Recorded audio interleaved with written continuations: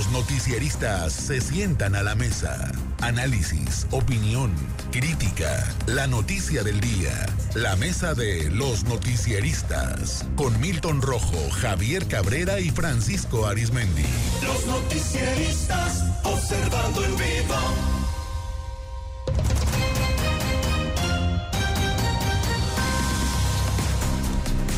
Y a la mesa de los noticieristas, saludo con gusto a Francisco Arizmendi. Francisco, muy buenas tardes. Muy buenas tardes, Sinaloa. Saludo con gusto a Milton Rojo. Milton, muy buenas tardes. Muy buenas tardes. Buenas tardes. Pues, según la información, apenas el pasado fin de semana, fue asesinado un candidato más. Esa vez la víctima fue Alfredo González Díaz, aspirante del PT a la alcaldía de Atoyac, en la Costa Grande. De manera extraoficial se tiene un conteo de al menos 11 aspirantes asesinados en lo que va del proceso electoral 2024. Apenas el 1 de marzo, la consejera presidente del INE, Guadalupe Tadei Zavala, dijo que aunque los OPLE, los organismos públicos locales electorales, no han compartido información sobre el número de aspirantes asesinados, señaló que ellos tenían un conteo de 17, de los cuales 4 correspondían a candidaturas a gobernadores o gobernadoras. De ser así, el asesinato este domingo sería el 18. Entre ellos se menciona a Alfredo Giovanni Lezama Barrera, precandidato a diputado federal por el PAN en Morelos; David Rey González Moreno, precandidato a alcalde de Suchiate en Chiapas; Sergio Hueso, precandidato a la alcaldía de Armería por Movimiento Ciudadano en Colima; Miriam Noemí Ríos, dirigente trans del Movimiento Ciudadano en Jacona, Michoacán; Marcelino Ruiz Esteban, perredista, exalcalde de Atlixtac, Guerrero, buscaba ser candidato del PRD de nuevo a la alcaldía; Jaime Vera, precandidato del Verde a la alcaldía de Mascota, Jalisco; Julián López Galeana, coordinador de MC en Guerrero; Yair Martín Romero, precandidato a diputado federal por Morena en Ecatepec, Estado de México; Morena. Miguel Ángel Zavala Reyes, precandidato Morena a la alcaldía de Maracatío, en Michoacán; Armando Pérez Luna, precandidato a la alcaldía de Marabatío, Michoacán; y Alfredo González Díaz, que ya les mencionaba, del PT. Me saco esto a colación porque aquí en Sinaloa, Francisco y Milton, algunos candidatos han, a propósito que hoy asesinaron al secretario general del PAN en El Fuerte. En este caso, pues, se ha dicho que al parecer, pues no tiene que ver con cuestiones electorales. Sin embargo, tendrá que aclararlo esto la Fiscalía General del Estado en una investigación. Pero aquí en Sinaloa, algunos candidatos pues han mostrado interés, inclusive han señalado que han solicitado oficialmente seguridad a las autoridades. Es el caso de Jesús Estrada Ferreiro, por ejemplo, pero no descartamos que lo hagan también algunos candidatos locales. Milton, ¿deben traer seguridad del Estado o no los candidatos a cargos de elección popular? Por otro lado, hay quienes dicen, yo no voy a solicitar porque la gente no trae seguridad, como el caso de Paloma Sánchez del PRI.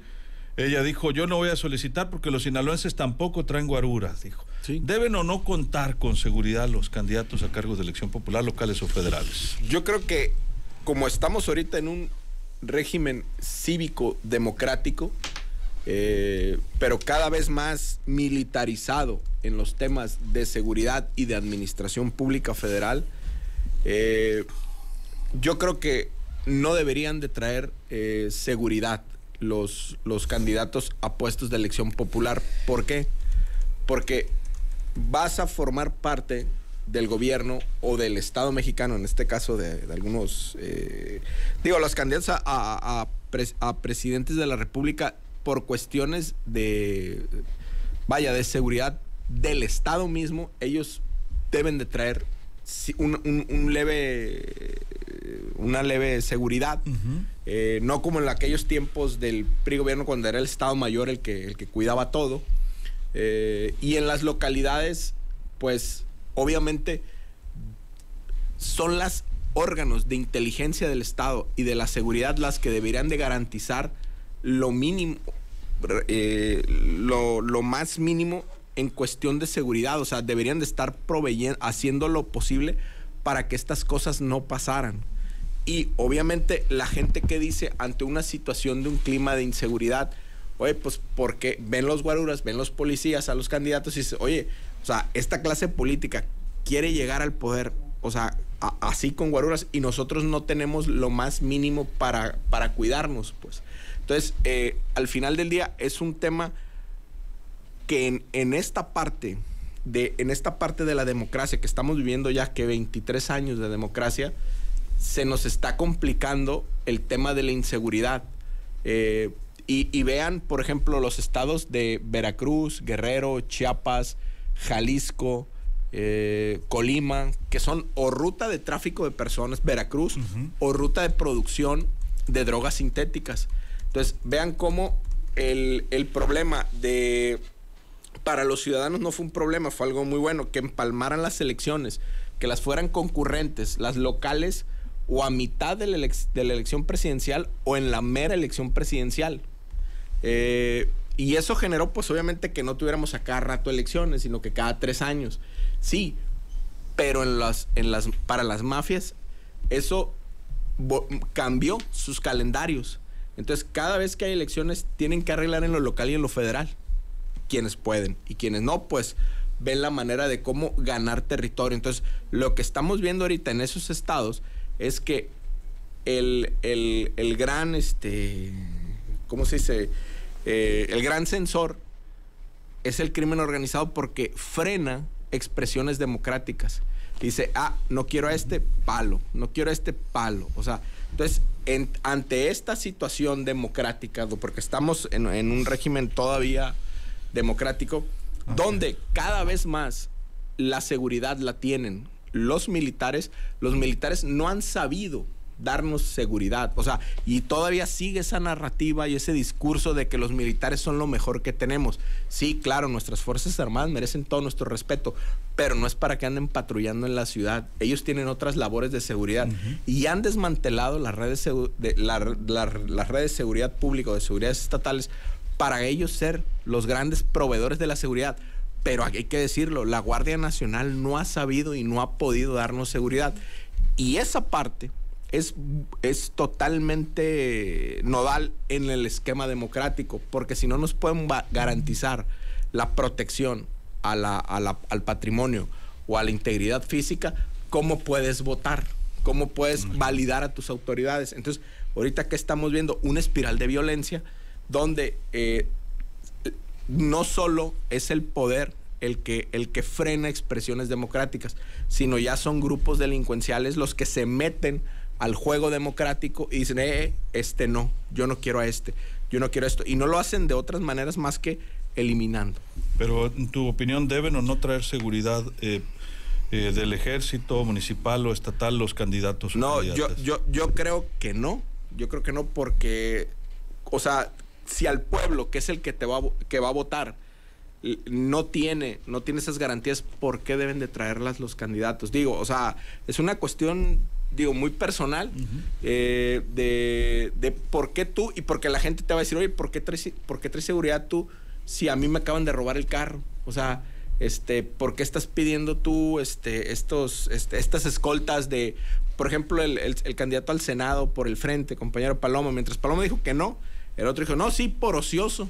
O sea, por ocioso pido, sí. O sea, por ocioso pido. Entonces, ¿cómo ve la gente que tuvo algún hecho de inseguridad, que llegue el candidato a la colonia y rodeado de guardaespaldas? O sea, eso no es. O sea, el trabajo que se tiene que hacer es un trabajo de inteligencia, de seguridad y de prevención en las zonas, para que lo político pueda caminar. Si no, va a ser un estado en descomposición. El economista menciona, Francisco, 18 asesinatos en lo que va del año. Estaba viendo también otro reporte del Financiero, dice el violentrómetro de las campañas.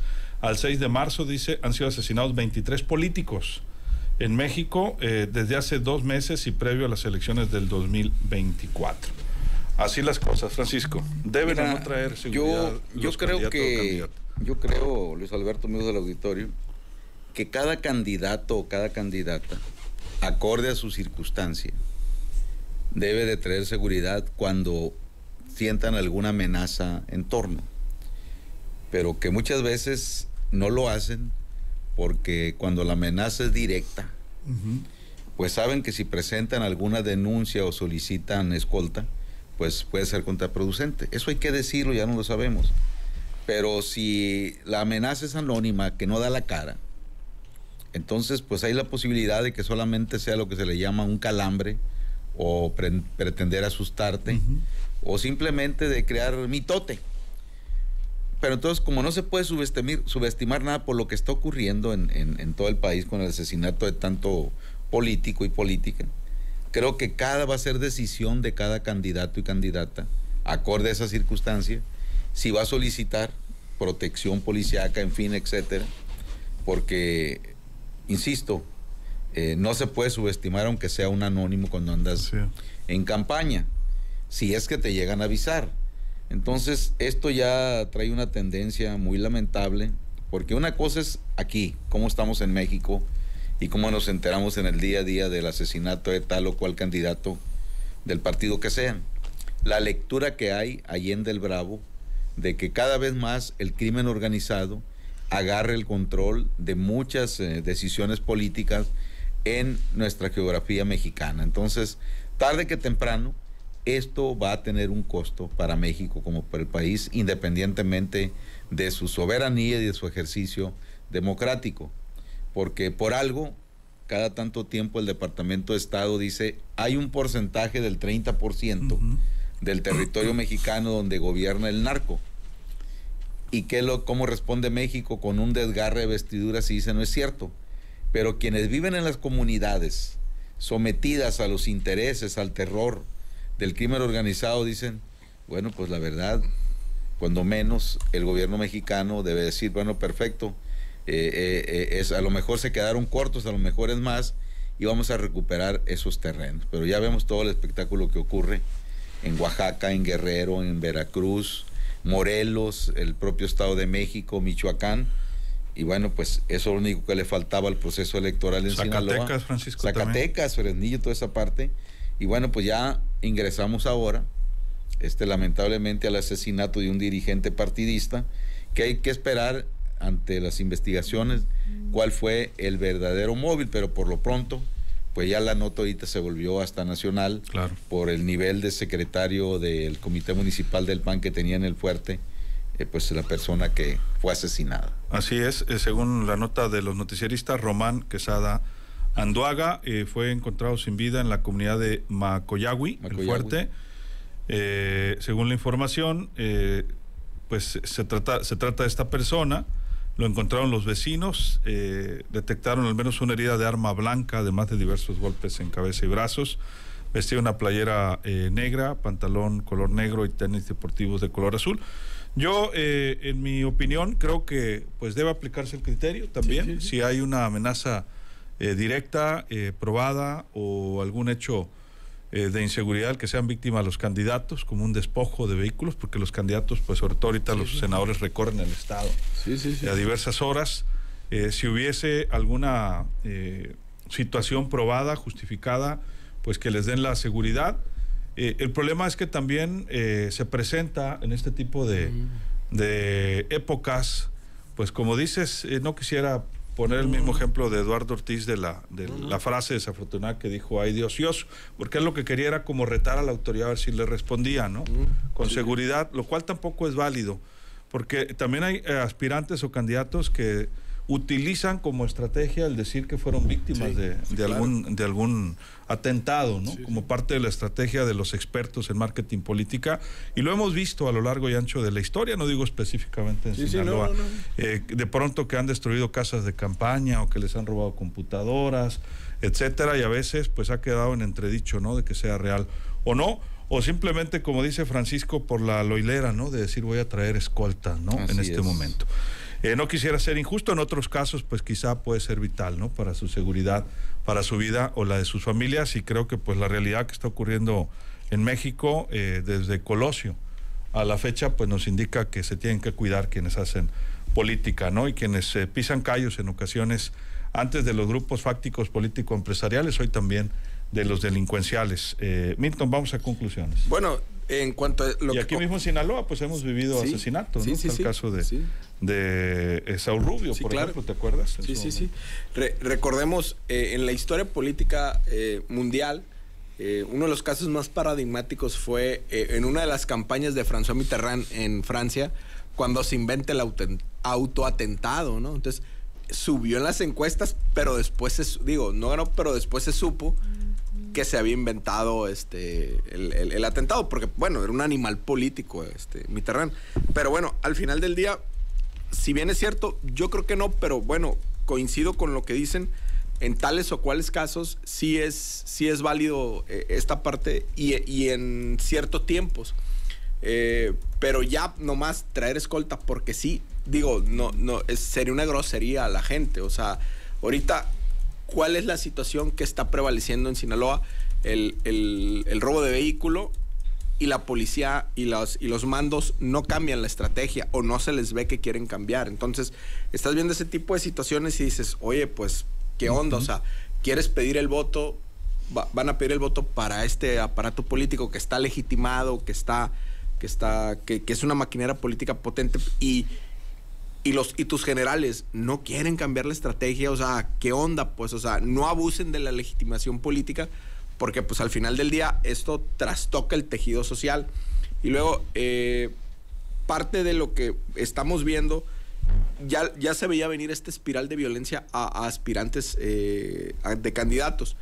Y por lo que se está viendo, esto, Dios guarda la hora, pero pues parece que pudiera ascender en esas zonas, ¿no? En esas zonas donde sigue pasando este tipo de situaciones, Veracruz, Chiapas,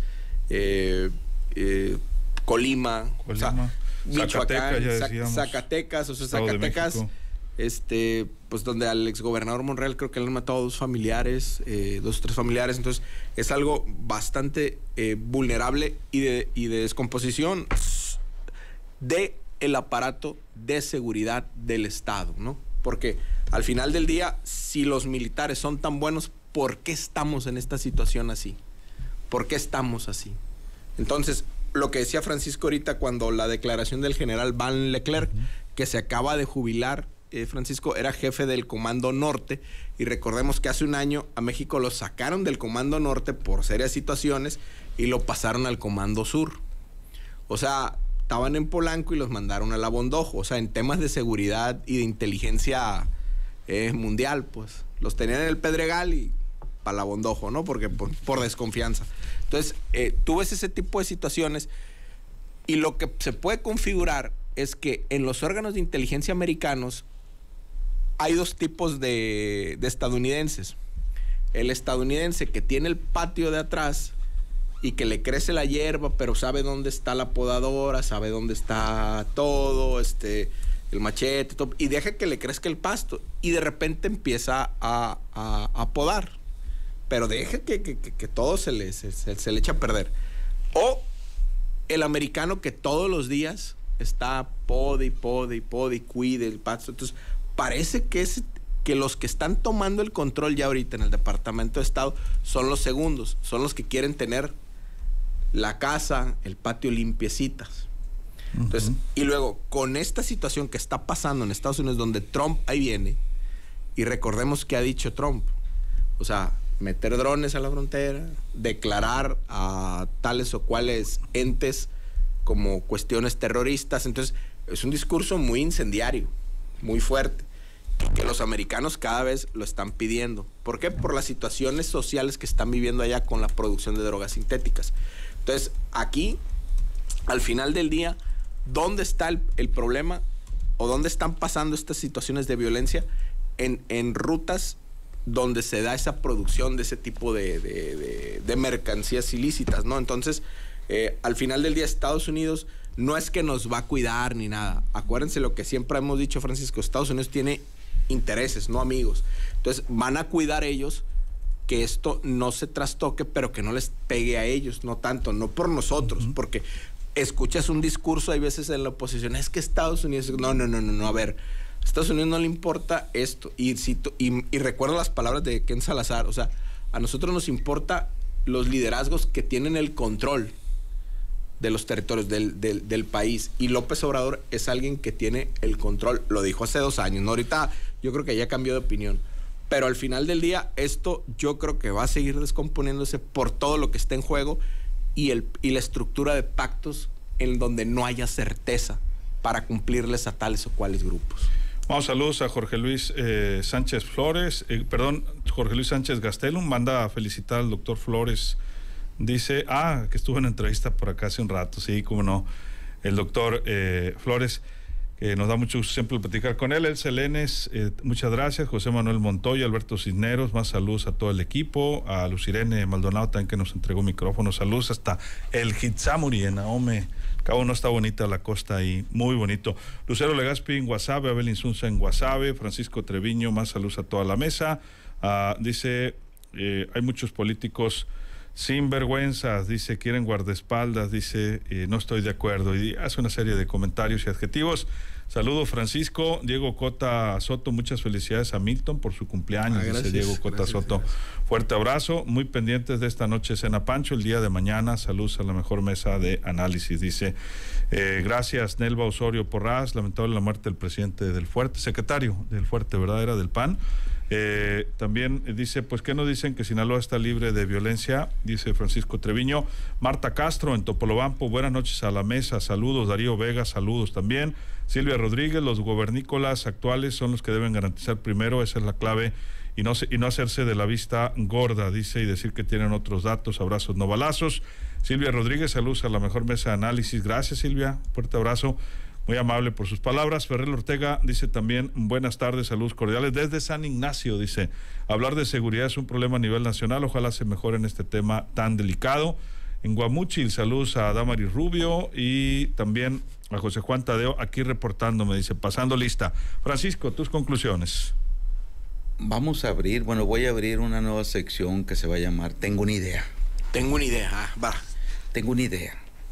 Con esto que acaba de acontecer allá en mi municipio, tengo una idea de que el gobernador del estado, como titular del Poder Ejecutivo, instalara una mesa con los partidos políticos que están en contienda, con sus dirigentes, para que de viva voz ahí le solicitaran al gobierno del estado qué candidatos y qué candidatas pueden correr riesgo y ocupan protección, para que de esa manera esto lleve un poco más de seriedad, que no se subestime nada, y así estaría registrado ante el Ejecutivo Estatal, obviamente por escrito, quién solicitó y quién no solicitó, pero sobre todo quién sí solicitó y se le proporcionó. Esa es una idea. Es una mesa para brindarle seguridad a los candidatos y candidatas. ¿Por qué? ¿Quién se imaginó en aquel fatídico año político de 1994 que después del asesinato de Luis Donaldo Colosio Murrieta, meses después, allá en la Ciudad de México, iba a ser asesinado el entonces secretario general del Comité Ejecutivo Nacional del PRI, José Francisco Ruiz Massieu, nada más y nada menos que cuñado del presidente de la República entonces, que era Carlos Salinas de Gortari? Pues menos se imaginaba la gente que se iba a involucrar como uno de los principales sospechosos y autores intelectuales a su hermano Raúl Salinas de Gortari. Hey. Bueno, parece que la relación con el presidente, con su cuñado Carlos, era bueno, no así con su hermano Raúl, que después estuvo en prisión y salió libre, salió absuelto, y hasta le regresaron varios millones de dólares que tenía depositados a un hombre ficticio allá en Europa, en Suiza me parece. Subestimaron eso, y detuvieron a uno de los que disparó, Daniel Treviño me parece que se llamaba, y él dijo, no, pues es que a mí el que me contrató fue el diputado Manuel Muñoz Rocha, diputado federal. Por Tamaulipas. Sí, íntimo amigo de Raúl Salinas de Gortari. Nunca se volvió a saber jamás de Manuel Muñoz Rocha, nunca. Y nunca se borró. ¿Qué quiere decir, Cristiano? Bueno, pues guau, se acaba la rabia, ¿no? Entonces, insisto, en este México bronco, violento, donde ya está prácticamente al día, que en tal parte de México, en alguna entidad, asesinaron a un candidato, un aspirante, aquí en Sinaloa tengo esa idea. Creo que hay que tomar el toro por los cuernos y no subestimar absolutamente nada. Milton, un minuto. Bueno, en una elección siempre hay años en que se ha hecho ese tipo de esas mesas, pero es para llevar temas de gobernabilidad, temas propios de la campaña, temas de distensión, siempre le llaman mesa de distensión, pero esta vez sería una pues una mesa de seguridad del entorno político, o sea, de la campaña política. ¿Por qué? Porque en las mañanas, pues desde el presidente López Obrador, algunos alcaldes y los alcaldes y gobernadores llevan la mesa de seguridad. Entonces, yo creo que ahí, digo, muy válida la idea, Pancho, eso se podría llevar entre los partidos y la Secretaría de Gobierno, porque pues, la Secretaría de Gobierno es la que lleva parte de la gobernabilidad, la Secretaría de Seguridad, y más aparte, pues la mesa de seguridad, que es muy temprano en la mañana, pues tratar ahí asuntos también, pero bueno, está muy padre esa sección de tengo una idea. Yo tenía un jefe que decía, que cuando decías en la reunión, decía, tengo una idea, a mí ya se me había ocurrido, decía, no te voy a decir. Justo se me había ocurrido. Sí, no, ese no era. ¿Quién? No. De hecho, estamos hablando de él ahorita. ¿Quién están como en clave? Así, no, es yo pensé que era el licenciado Germán Loifer Mendoza. No, licenciado, saludos. Gran amigo. Toda una institución. Toda una institución, muy buen jefe, muy buen amigo. Saludos al licenciado Loifer. ¿Estará despierto o ya estará dormido? No, yo creo que ya le dieron el chocolatito y ya se durmió. Su gorrito así de Joaquín Parra. Ándale. Saludos, Nick. No, aclarado el punto. Nadie le va a decir nada. Nadie le va a decir. Entonces, al final del día, parte de la gobernabilidad, y lo hemos dicho siempre, Francisco, gran parte de la gobernabilidad en este país pasa por la seguridad.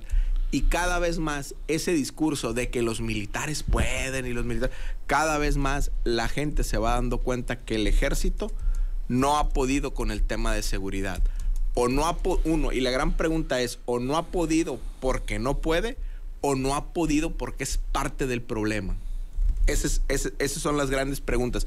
Y ahorita en la elección presidencial se van a debatir entre o los devuelven a los cuarteles, o medio los dejan, o prácticamente les dan todo el poder de la Guardia Nacional, que ya lo tienen, es legitimarlo.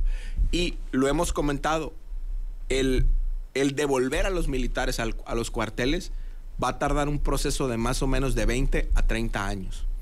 ¿Por qué? Porque ya los dejaron entrar a casi toda la administración pública federal y tienen el control de la seguridad. Y si tienen el control de la seguridad y son tan buenos, ¿por qué están matando gente? ¿Por qué están desapareciendo gente? Porque hay todo lo que hay. Repito, ¿son parte del problema o no pueden?